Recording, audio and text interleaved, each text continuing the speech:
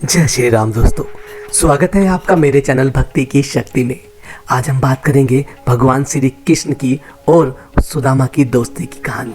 तो चलिए आज बात कर ही लेते हैं भगवान श्री कृष्ण और सुदामा की। तो नाम लीजिए जय श्री राम, जय श्री राम, जय श्री राम। आखिर कौन थे सुदामा और भगवान श्री कृष्ण की दोस्ती उनसे कैसे हो गई?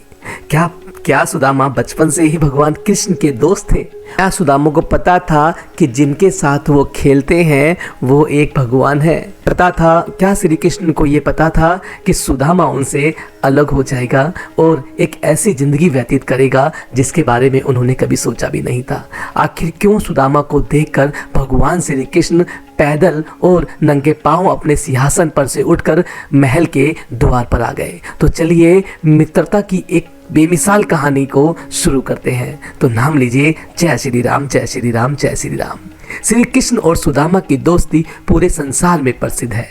भगवान श्री कृष्ण ने अपने दोस्त सुदामा की लाज रखते हुए ना केवल उनसे मिलने आए थे बल्कि उसे गले लगाकर अपना मित्र भी माना था। दोस्ती की सबसे बड़ी मिसाल के तौर पर आज भी भगवान श्री कृष्ण और सुदामा को जाना जाता है।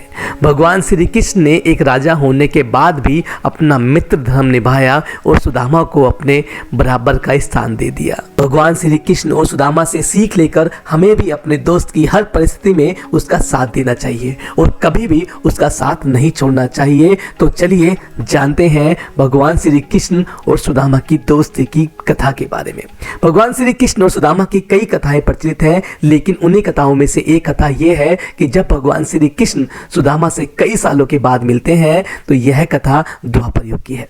भगवान श्री कृष्ण उस समय अपनी नगरी द्वारका में राज कर रहे थे और सुदामा एक गरीब ब्राह्मण का जीवन व्यतीत कर रहा था। सुदामा अपनी पत्नी और बच्चों के साथ भिक्षा मांगकर जीवन व्यतीत कर रहा था और हमेशा भगवान श्री कृष्ण की भक्ति में लगा रहता था। एक बार सुदामा की पत्नी ने अपने पति को भगवान श्री कृष्ण से मिलकर आने को कहा, लेकिन सुदामा ने इनकार कर दिया क्योंकि सुदामा के पास भगवान श्री कृष्ण को देने के लिए कोई भेंट नहीं थी। सुदामा की पत्नी यह जानती थी, इसलिए वह पड़ोस में से थोड़े से चावल बांधकर अपने घर लाई और अपने पति को दे दिए और कहा कि आप यह लेकर जाएं और इसे भगवान श्री कृष्ण को भेंट कर दें।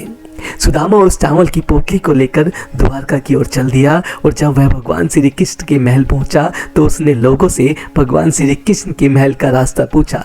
लोगों ने जब उसका परिचय पूछा तो उसने बताया कि भगवान श्री कृष्ण का वह मित्र है। सुदामा की यह बात सुनकर लोग उस पर हंसने लगे।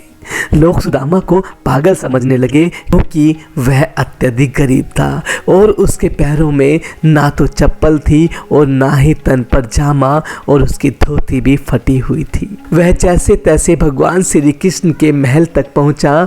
महल के द्वार पर पहुंचते ही द्वारपालों ने उसके बारे में पूछा। सुदामा ने द्वारपालों को बताया कि वह भगवान श्री कृष्ण का मित्र है और वह भगवान श्री कृष्ण से मिलना चाहता है। सुदामा की यह बात सुनकर एक बार फिर से उसे तिरस्कार का सामना करना पड़ा। द्वारपाल भी उसे पागल कहकर संबोधित करने लगे। सुदामा ने द्वारपालों से भगवान श्री कृष्ण से मिलने की आज्ञा मांगी और अपना संदेश श्री कृष्ण को देने के लिए कहा। सुदामा का संदेश लेकर द्वारपाल भगवान श्री कृष्ण के पास पहुंचा और उसे सारा किस्सा सुनाया। जब भगवान को यह पता चला कि सुदामा उनसे मिलने आया है तो श्री कृष्ण बिना मुकुट और नंगे पैरों में सुदामा से मिलने पहुंच गए। लेकिन सुदामा को लगा कि वह गरीब है और भगवान श्री कृष्ण बहुत ही अमीर है। भगवान अब उन्हें अपना मित्र क्यों मानेंगे? श्री कृष्ण अगर उन्हें अपना मित्र मानेंगे तो उन्हें तिरस्कार का सामना करना पड़ेगा।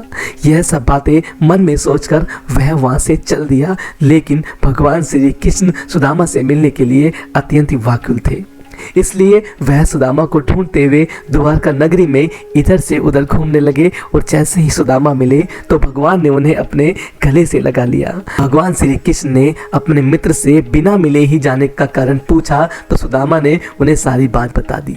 तब भगवान श्री कृष्ण ने सुदामा से कहा कि तुम आज भी मेरे लिए वही मित्र हो जो सालों पहले हुआ करते थे। तो ये थी भगवान श्री कृष्ण और सुदामा की दोस्ती की कहानी। आशा करता हूँ आपको बेहद पसंद आई होगी और ऐसे ही धर्म और कर्म की कहानियाँ सुनने के लिए आप मेरे चैनल पर हमेशा बने रहें। अगर आप भी भगवान श्री कृष्ण के भक्त हैं तो मेरे चैनल को सब्सक्राइब जरूर करें।